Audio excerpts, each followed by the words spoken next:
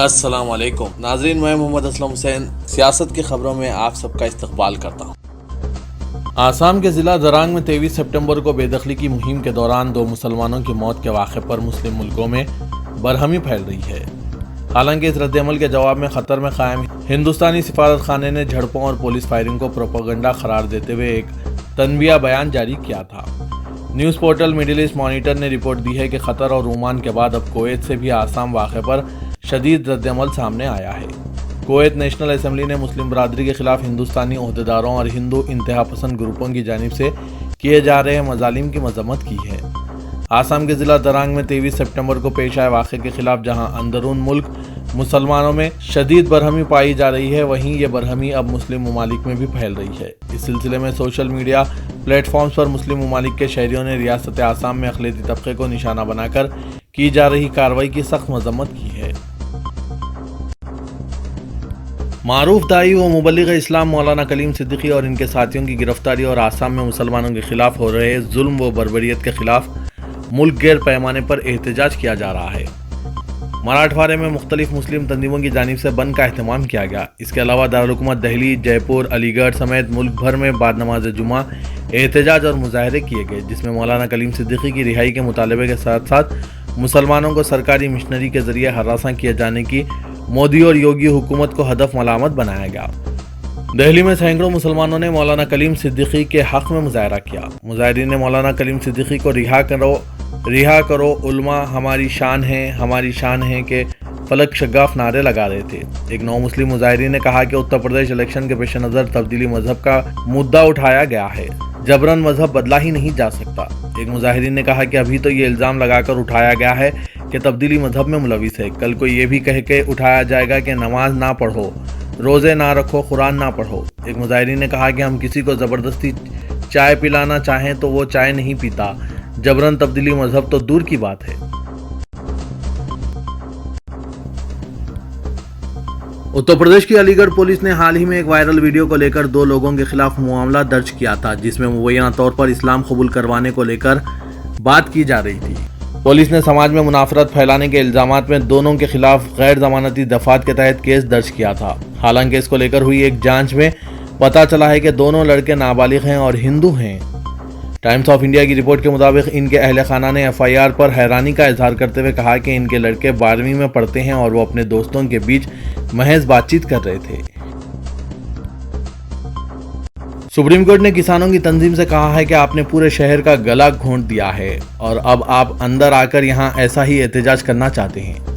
عدالت نے 3 زرعی قوانین کے خلاف احتجاج کرنے والی کسان تنظیموں پر برہمی کا اظہار کیا، جنہوں نے عہدیداروں کو یہ ہدایت دینے کی خواہش کی تھی کہ انہیں دہلی کے جنتر منتر پر ستیہ گرہ کرنے کی اجازت دی جائے۔ عدالت نے کہا کہ جب زرعی قوانین کو سپریم کورٹ میں چیلنج کیا گیا ہے تو احتجاج جاری رکھنے کا کیا جواز ہے۔ عدالت نے کہا کہ شہریوں کو کسی خوف کے بغیر آزادی سے گھومنے پھرنے کا یکساں حق حاصل ہے۔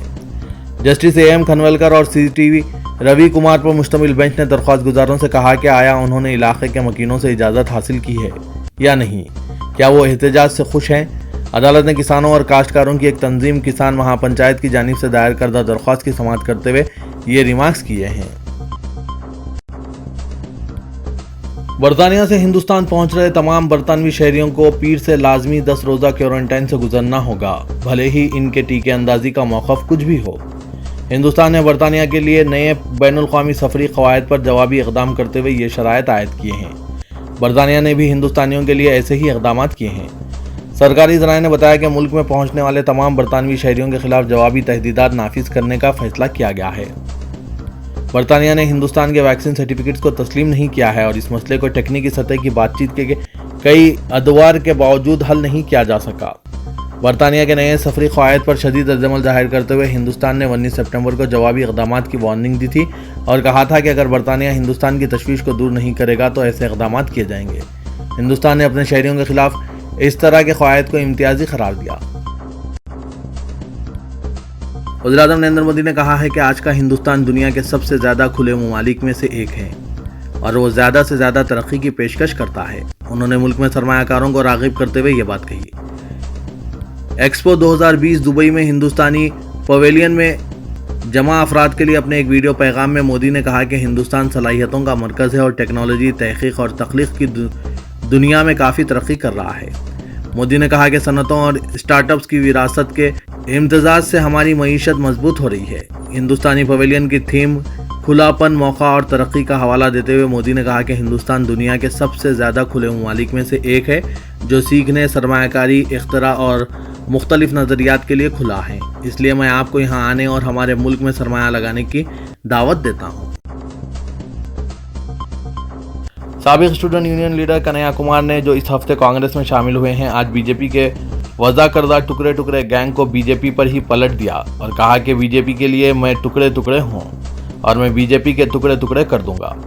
کنہیا کمار نے کہا کہ میرا مضبوط یقین ہے کہ بی جے پی کو انتخابات میں شکست دی جا سکتی ہے اور وہ اپنی شکست دیکھیں گے۔ انہوں نے این ڈی ٹی وی کو دیے گئے ایک انٹرویو میں کہا کہ بی جے پی گاندھی جی کو نہیں، گوڈسے کو بابا قوم سمجھتی ہے۔ وہ گاندھی کی تعریف صرف امریکی صدر جو بائیڈن کے سامنے کرتے ہیں۔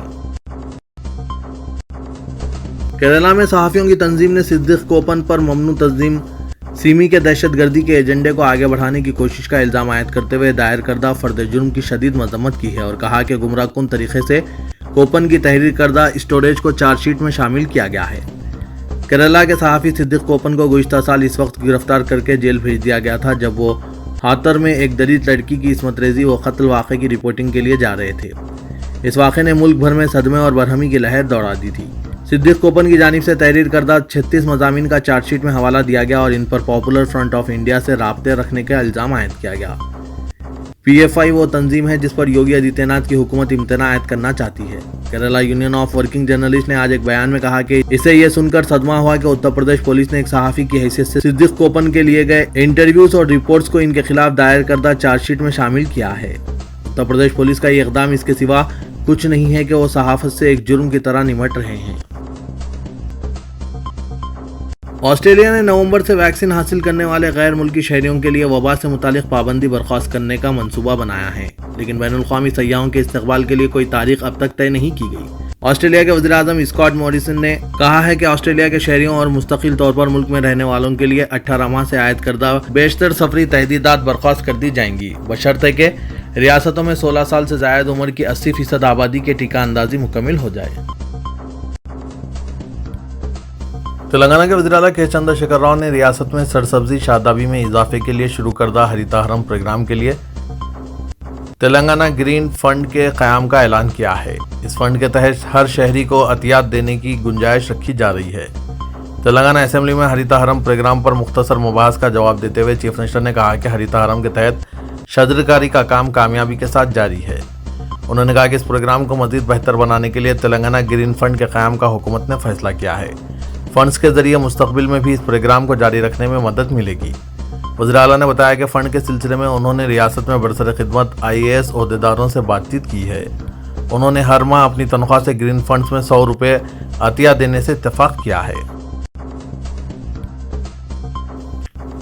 حیدرآباد ایئرپورٹ سے فضائی سفر اب مہنگا ہوگا۔ ایئرپورٹ کی اکنامک ریگولیٹری اتھارٹی نے GMR حیدرآباد انٹرنیشنل ایئرپورٹ کو یوزر ڈیولپمنٹ فیس میں بتدریج اضافہ کرنے کی اجازت دے دی ہے۔ یہ اضافہ 1 اپریل 2022 سے اندرون ملک یا بیرون ملک سفر کرنے والے مسافرین کے لیے کیا جائے گا۔ GMR حیدرآباد انٹرنیشنل ایئرپورٹ کی تجویز پر اتھارٹی نے یہ اجازت دی ہے اور اس سلسلے میں احکام بھی جاری کرتے ہوئے انہیں اپنے ویب پورٹل پر پیش کر دیا ہے۔ تجویز کے مطابق یوزر ڈیولپمنٹ چارجز موجودہ 281 روپے سے بڑھا کر 480 روپے ڈومیسٹک مسافرین کے لیے اور 393 روپے سے بڑھا کر 700 روپے بین الاقوامی مسافرین کے لیے کیے جائیں گے۔ حضرآباد حلقے میں تمام ووٹرز کو ٹیکہ دینے خصوصی مہم کا آغاز کر دیا گیا ہے۔ محکمہ صحت کے عہدیداروں نے بتایا کہ اسمبلی حلقے میں 80% ٹیکہ اندازی مکمل ہو چکی ہے۔ الیکشن کمیشن نے ووٹنگ سے قبل تمام ووٹرز کو ٹیکہ دینے کی ہدایت دی ہے، جس کے پیش نظر اکتوبر کے پہلے ہفتے تک حضرآباد اسمبلی حلقے کے تمام رائے دہندوں کو کورونا ویکسین کا پہلا ڈوز دینے کا نشانہ تیار کر کے کام کیا جا رہا ہے۔ الیکشن کمیشن سے جاری فہرست رائے دہندگان میں جملہ ووٹرز کی تعداد 2,36,283 ہے، جن میں 1,90,825 رائے دہندوں کو کورونا ویکسین کا پہلا ڈوز دے دیا گیا ہے۔ تلنگانہ قانون ساز اسمبلی میں مجلس کے فلور لیڈر اکبر الدین اویسی نے اوقافی جائیدادوں کی تباہی پر CBI ہائی کورٹ کے برسر خدمت جج یا CID کے ذریعے تحقیقات کا مطالبہ کیا۔ اسمبلی میں زیرو اوور کے دوران اکبر اویسی نے اوقافی جائیدادوں پر ناجائز قبضوں کا مسئلہ اٹھایا۔ انہوں نے کہا کہ شہر کے مضافاتی علاقوں میں کئی قیمتی اوقافی جائیدادوں کو हुकूमत ने सरकारी करार देते हुए मुख्तलिफ खानगी इदारों के हवाले कर दिया है। उन्होंने कहा कि औकाफी जायदादों पर नाजायज़ कब्जों में हुकूमत सरफहरिस्त है। 50% औकाफी जायदादों पर हुकूमत काबिज है। ओवैसी ने दरगाह हज़रत हुसैन शाह वली और दरगाह हज़रत बाबा शरफुद्दीन रहमतुल्लाह अलैह के तहत मौजूद हज़ारों एकड़ अराजी पर नाजायज़ कब्जों का हवाला दिया। अकबरुद्दीन ओवैसी ने कहा कि तहक़ीक़ात के ज़रिए न सिर्फ औकाफी जायदादों की निशानदही की जा सकती है बल्कि काबिज़ीन को बेनकाब किया जा सकता है। उन्होंने अफसोस का इजहार किया कि गुज़िश्ता 25 सालों से इनकी तवज्जो दहानी के बावजूद हुकूमतें कार्रवाई और तहफ़्फ़ुज़ में नाकाम हो चुकी है। उन्होंने हुकूमत से मुतालबा किया कि वो औकाफी जायदादों को मुसलमानों के हवाले कर दें ताकि मुसलमानों की हम्माजहती तरक्की हो सके। वज़ीर बल्दी नज़्म व नस्र KT रामाराव ने कहा कि हैदराबाद में बारिश के पानी की निकासी, सड़कों की तरक्की और ट्रैफिक मसाइल कम करने के लिए लिंक रोड्स की तामीर पर खुसूसी तवज्जो दी जा रही है। कानून साज कौंसिल में वक्फ़े सवालात के दौरान KT रामाराव ने बताया कि 3 मुख्तलिफ प्रोजेक्ट्स के जरिए हैदराबाद की तरक्की में इजाफे के इक़दाम किए जा रहे हैं। उन्होंने कहा कि स्ट्रैटेजिक रोड डेवलपमेंट प्रोजेक्ट के तहत शहर में फ्लाईओवर्स, अंडरपास, लिंक रोड्स और सड़कों की तामीर का काम जारी है। उन्होंने कहा कि हैदराबाद रोड डेवलपमेंट कॉरपोरेशन कायम किया गया है जिसके तहत मुख्तलिफ इलाकों में ट्रैफिक मसाइल हल करने के लिए लिंक रोड्स की तामीर का मंसूबा है। 132 लिंक रोड्स की निशानदही की गई है जिनमें से 25 की तकमील की गई। शहर और मज़ाफ़ात में हुई ज़बरदस्त बारिश की वजह से उस्मान सागर और हिमायत सागर की सतह में इजाफे के बाद मूसा नदी में पानी का बहाव देखा जा रहा है। अलहदा वाक़यात में 2 अफराद नदी में गर्क हो गए हैं जिनमें से एक शख्स अपने बेटों की आंखों के सामने पानी में बह गया। तफसीलात के मुताबिक 40 साला जहांगीर साकिन शंकर नगर, जो पेशे से कारपेंटर बताया गया है, आज ज़रूरत से फारिग होने के लिए अपने बेटे के हमरा मूसा नदी के पास गया हुआ था कि अचानक बह गया। उनके बेटे ने घर वापस होकर अरकान ख़ानदान को इस बात की इत्तला दी। फौरी तौर पर मुतालिका पुलिस को इत्तला दी गई। पुलिस, GHMC और DRF की रेस्क्यू टीमों की जानिब से जहांगीर की तलाश जारी है। एक और वाक़या ज़ियागुड़े में पेश आया। तफसीलात के मुताबिक 30 साला श्रीनिवास साकिन ज़ियागुड़ा केशव स्वामी नगर मुतवत्तिन ज़िला कर्नूल मूसा नदी के किनारे झोंपड़ियों में रहता था। यह शख्स GHMC की कचरा चुनने वाली गाड़ी चलाया करता था। कल वो हालत नशे में मूसा नदी में तैराकी के दौरान गर्क हो गया। कुलसुमपुरा पुलिस ने इस सिलसिले में मुकदमा दर्ज कर लिया और गर्क होने वाले शख्स की तलाश जारी है। शोहर के जिंदा होते हुए भी एक खातून की जानिब से गुज़िश्ता 3 साल से बेवाओं का वजीफा हासिल करने का इंकशाफ हुआ है। तफसीलात के मुताबिक ऑलवेन कॉलोनी धरानी नगर से ताल्लुक़ रखने वाली देविया की शादी चंद साल कबल सुभाष से हुई थी। सुभाष की मां ने शिकायत की कि शोहर के जिंदा रहते हुए इसकी बहू अपने ससुराली रिश्तेदारों की मदद से इसे मुर्दा करार देते हुए गुज़िश्ता 3 साल से बेवाओं का वजीफा हासिल कर रही है। खातून ने कहा कि इसकी बहू ने इसके बेटे को घर की हद तक महदूद करके रख दिया है। अगर इसके बेटे को कुछ होता है तो इसकी जिम्मेदारी इसकी बहू की होगी। सुभाष की मां ने हुकूमत से अपील की कि वो वज़ाइफ की इजराई से कबल मुकम्मल तफसीलात हासिल करें। खातून ने इल्ज़ाम आयद किया कि इसकी बहू के इरादे ठीक नहीं हैं।